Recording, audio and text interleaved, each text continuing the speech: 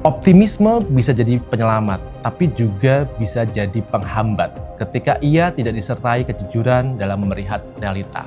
Apalagi ketika kritik dianggap negatif, ketika suara kritis dianggap tidak nasionalis, ketika semangat dijadikan tameng untuk menolak pertanyaan yang tidak nyaman.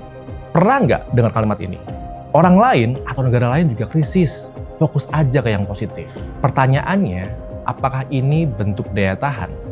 Atau tanda bahwa kita sudah terlalu terbiasa nyaman meskipun situasi tidak sedang baik? Menimbang ulang narasi optimisme. Pernah nggak sih kamu ngerasa bingung di tengah berita soal ekonomi yang sulit, PHK di mana-mana, kriminalitas, dan berbagai macam berita buruk lainnya?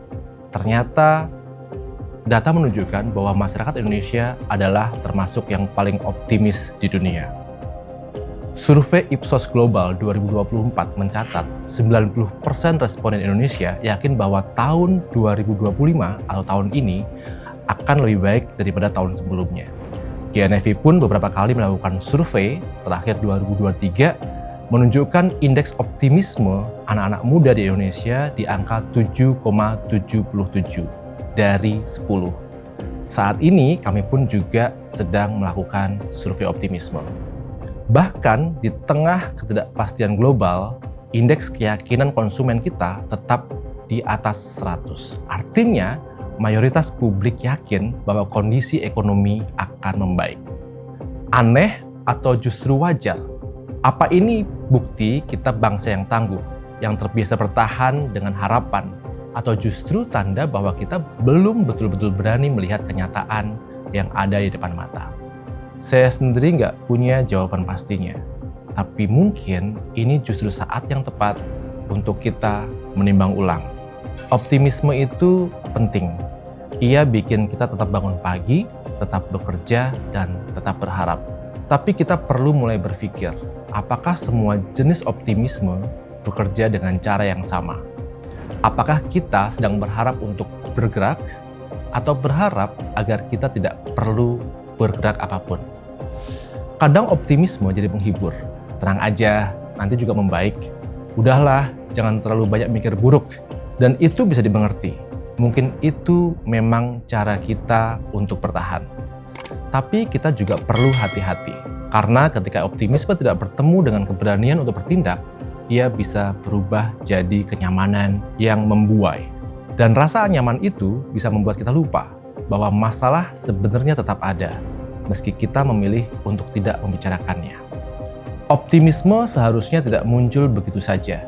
Ia dibentuk oleh banyak hal, dari pengalaman sejarah, nilai budaya, sampai ruang informasi. Setidaknya ada 4 hal yang bisa kita refleksikan dari sini. Yang pertama, optimisme sebagai mekanisme bertahan. Ada yang bilang kalau nggak optimis bisa gila, kata orang. Kalimat ini bukan candaan. Bagi banyak orang, harapan adalah satu-satunya hal yang bisa dipegang ketika keadaan terasa terlalu besar untuk diubah. Yang kedua, norma sosial. Positif sama dengan sikap baik. Kita tumbuh dalam budaya yang mendorong ketenangan, bukan konfrontasi. Optimisme bukan cuma pilihan pribadi, tapi dia sebagai norma sosial. Sehingga ketika kita tidak optimis, kita bikin suasana nggak enak. Ketika terlalu tajam dalam mengkritik, dianggap merusak semangat bersama. Yang ketiga, literasi krisis yang lemah. Misalnya, apa dampak suku bunga BI? Apa artinya kalau inflasi inti naik? Bagaimana ketika ekspor migas bisa turun, tapi ekonomi justru tetap tumbuh? Apa artinya ketika tingkat produktivitas tenaga kerja rendah? Mayoritas orang nggak terbiasa membaca sinyal-sinyal ini. Sulit mengatakan ini sebagai salah siapa, karena memang kita tidak dipersiapkan dan tidak terlatih untuk membaca struktur. Kita hanya terbiasa dengan potongan-potongan cerita yang kadang justru malah nggak penting. Yang keempat, spiritualitas dan ketabahan sosial. Ada satu ungkapan, setelah kesulitan pasti ada kemudahan. Kalimat ini bukan sekedar kalimat religius, tapi ia jadi fondasi mental yang kolektif. Dan ini baik, disitulah kekuatan kita, tapi juga bisa jadi jebakan. Kalau kita hanya bersandar pada harapan tanpa tindakan, mungkin kita malah memperpanjang ketimpangan. Optimisme bisa jadi penyelamat, tapi juga bisa jadi penghambat ketika ia tidak disertai kejujuran dalam melihat realita. Apalagi ketika kritik dianggap negatif, ketika suara kritis dianggap tidak nasionalis, ketika semangat dijadikan tameng untuk menolak pertanyaan yang tidak nyaman. Pernah nggak dengar kalimat ini? Orang lain atau negara lain juga krisis, fokus aja ke yang positif. Pertanyaannya, apakah ini bentuk daya tahan? Atau tanda bahwa kita sudah terlalu terbiasa nyaman meskipun situasi tidak sedang baik. Di GNFI, kita tidak datang dengan standar yang tunggal. Kami tidak ingin jadi penentu mana bentuk optimisme yang layak atau tidak layak, mana yang baik dan tidak baik. Yang kami lakukan sebenarnya adalah mengangkat cerita-cerita dari lapangan. Cerita mereka yang tidak menunggu dunia membaik, tapi ikut turun tangan dalam memperbaikinya. Dan seperti ini ada banyak mereka yang terus berjuang dan tetap menyumbangkan kebaikan di berbagai macam bidang. Mereka ini bukan pemimpi, mereka juga bukan anti kritik, tapi mereka tetap memilih bergerak. Mereka melihat masalah dan mereka mau mengatasinya. Disitulah GNFI menyajikan kabar-kabar mereka.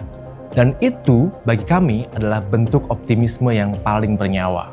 Kita nggak harus sepakat dengan satu definisi optimisme. Tapi mungkin kita bisa mulai dari satu sikap, yaitu berani melihat kenyataan dan tetap memilih untuk bergerak dan bertindak.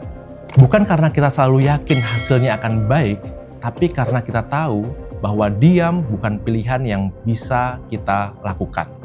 Optimisme yang berkualitas bukan soal kata-kata indah, kata-kata motivasi, dan kata-kata yang menghibur, tapi soal kesadaran, soal imajinasi, dan soal keteguhan untuk terus berjalan. Bahkan saat jalannya belum terlalu jelas sepenuhnya. Terima kasih sudah menyimak sampai akhir episode ini. Kalau kamu tahu kisah yang layak untuk diangkat tentang mereka yang berpikir, bergerak, dan berbuat di mana saja, ceritakan ke kami.